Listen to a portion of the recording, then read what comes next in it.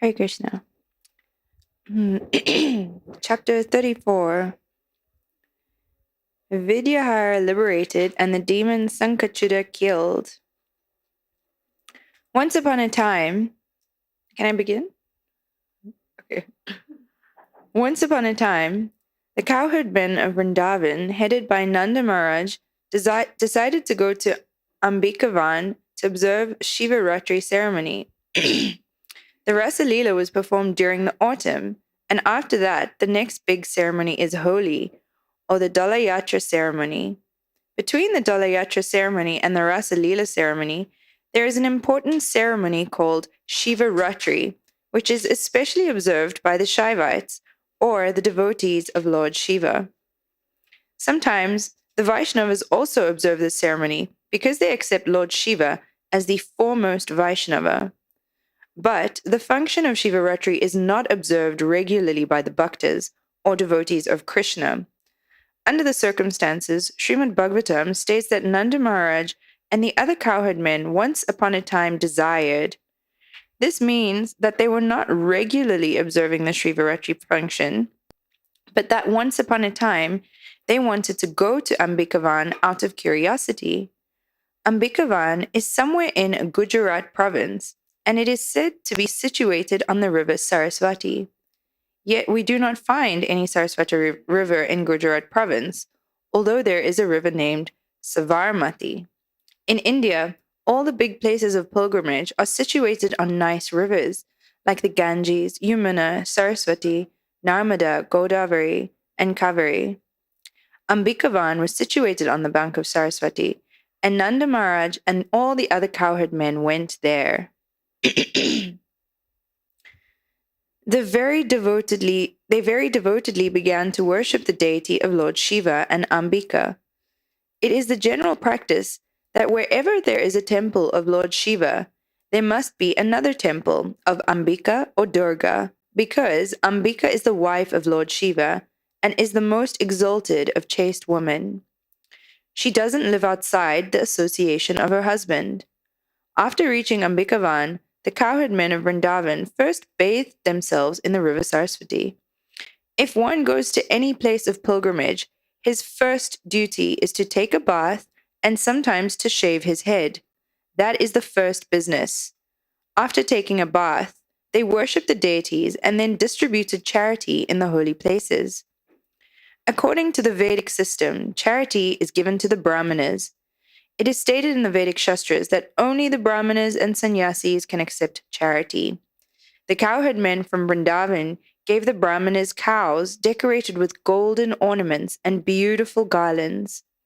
The Brahmanas are given charity because they are not engaged in any business profession.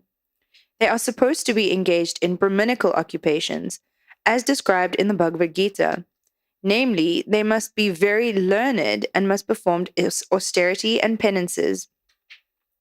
Not only must they themselves be learned, but they must also teach others. Brahmanas are not meant to be Brahmanas alone. They should create other Brahmanas also. If a man is found who agrees to become a Brahmana's disciple, he is also given the chance to become a Brahmana. The Brahmana is always engaged in the worship of Lord Vishnu. Therefore, the Brahmanas are eligible to accept all kinds of charity. But if the Brahmanas receive excess charity, they are to distribute it for the service of Vishnu. In the Vedic scriptures, therefore, one is recommended to give charity to the Brahmanas, and by doing so, one pleases Lord Vishnu and all the demigods. The pilgrims take a bath, worship the deity, and give charity. They are also recommended to fast one day. They should go to a place of pilgrimage and stay there for at least 3 days. The first day is spent fasting, and at night they can drink a little water, because water does not break the fast. The cowherd men headed by Nanda Maharaj spent that night on the bank of the Saraswati. They fasted all day and drank a little water at night. But while they were taking rest, a great serpent from the nearby forest appeared before them and hungrily began to swallow up Nanda Maharaj. Nanda cried out helplessly, "My dear son Krishna, please come and save me from this danger. This serpent is swallowing me." When Nanda Maharaj cried for help, all the cowherd men got up and saw what was happening. They immediately took up burning logs and began to beat the snake to kill it. But in spite of being beaten with burning logs, the serpent was not about to give up swallowing Nanda Maharaj.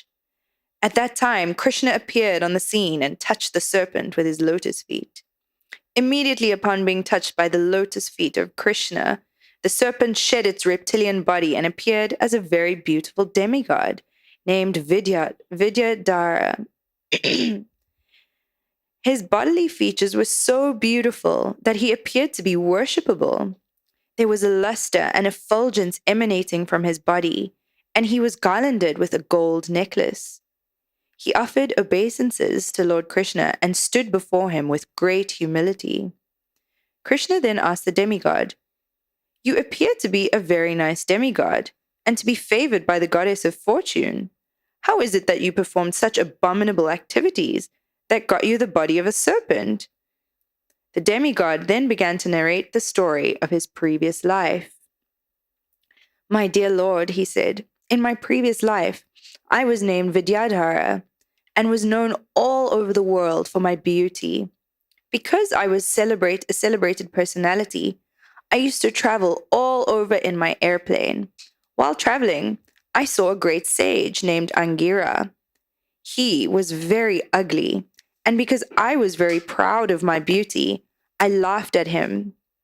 Due to this sinful act, I was condemned by the great sage to assume the form of a serpent." One should note here that before being favored by Krishna, a person is always under the modes of material nature, however elevated he may be materially. Vidyādhara was a materially elevated demigod, and he was very beautiful. He also held a great material position and was able to travel all over by airplane. Yet, he was condemned to become a serpent in his next life. Any materially elevated person can be condemned to an abominable species of life if he is not careful. It is a misconception that after reaching the human body, one is never degraded. Vidyādhara himself stated that even though he was a demigod, he was condemned to become a serpent.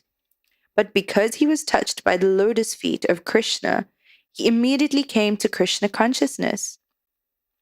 He admitted, however, that in his previous life he was actually sinful.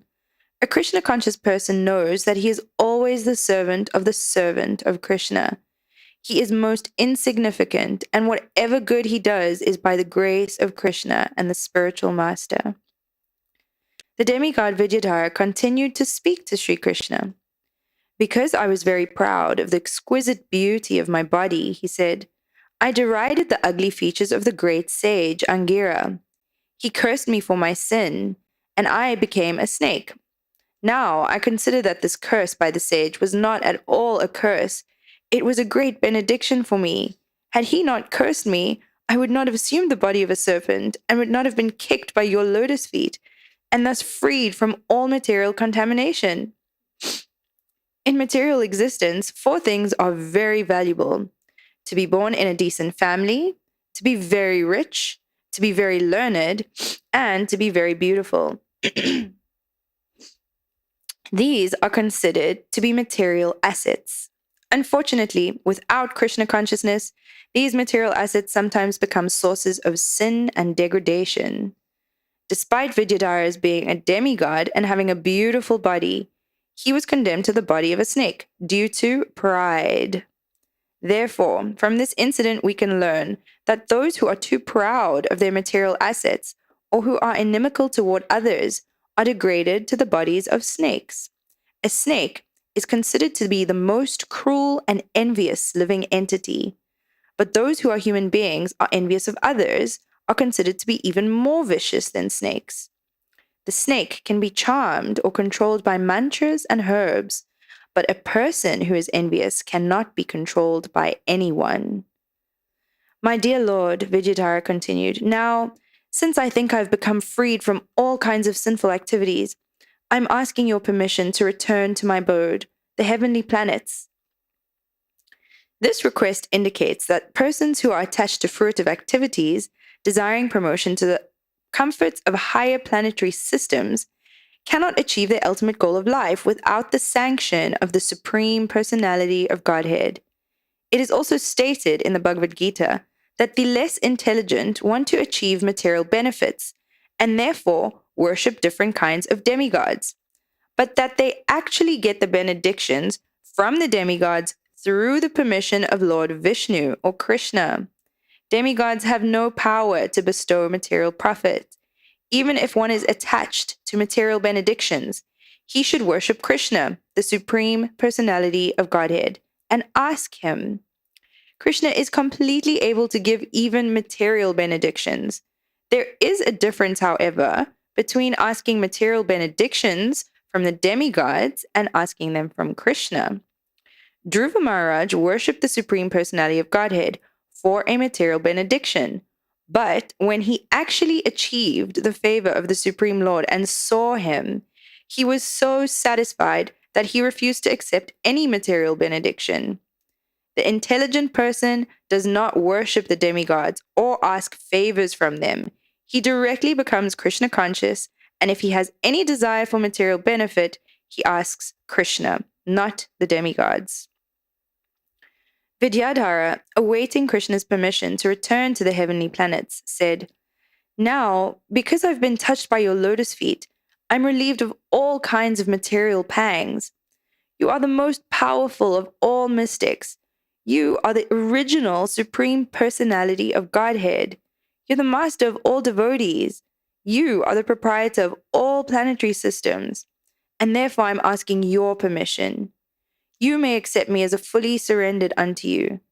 I know very well that persons who are constantly engaged in chanting your holy name attain release from all kinds of sinful reactions, and certainly persons who are fortunate enough to be personally touched by your lotus feet are freed.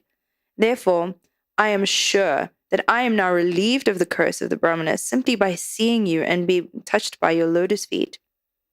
In this way, Vidyādhara got permission from Lord Krishna to return to his home in the higher planetary system. After receiving this permission, he circumambulated the Lord and offered his respectful obeisances unto him. And then he returned to his heavenly planet. Thus, Nanda Maharaj was relieved of the imminent danger of being devoured by the snake.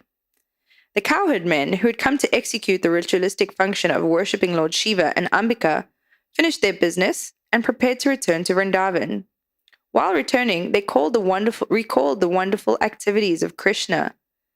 By relating the incident of Vidyādhara's deliverance, they became more attached to Krishna. They had come to worship Lord Shiva and Ambika, but the result was that they became more attached to Krishna. Similarly, the gopis worshipped the goddess Katyayani to become more and more attached to Krishna. It is stated in the Bhagavad Gita that persons who are attached to worshipping demigods like Lord Brahma, Shiva, Indra, and Chandra for some personal benefit are less intelligent and have forgotten the real purpose of life. But the cowherd men, inhabitants of Vrindavan, were no ordinary men. Whatever they did for Krishna. If one worships demigods like Lord Shiva and Lord Brahma to become more attached to Krishna, that is approved. But if one goes to the demigods for some personal benefit, that is condemned. After this incident, on a very pleasant night, Krishna and his elder brother Balaram, who are inconceivably powerful, went out into the forest of Vrindavan. They were accompanied by the damsels of Rajabhumi, and they began to enjoy their company. The young damsels of Raj were very nicely dressed and anointed with pulp of sandalwood and decorated with flowers. The moon was shining in the sky, surrounded by glittering stars. The breeze was blowing, bearing the aroma of malika flowers, and the bumblebees were mad after the aroma. Taking advantage of the pleasing atmosphere, Krishna and Balaram began to sing very melodiously. The damsels became so absorbed in their rhythmical song that they almost forgot themselves. Their hair loosened, their clothes slackened, and their garlands began to fall to the ground. At that time, while Krishna, Balaram, and the damsels were so much absorbed, almost in madness, a demonic associate of Kuvera, the treasurer of the heavenly planets, appeared on the scene. The demon's name was Śaṅkhacūḍa, because on his head there was a valuable jewel resembling a conch shell. Just as the two sons of Kuvera had been puffed up over their wealth and opulence and did not care for Narada Muni's presence, this Śaṅkhacūḍa was also puffed up over material opulence. He thought that Krishna and Balaram were two ordinary cowherd boys enjoying the company of many beautiful girls. Generally, in the material section,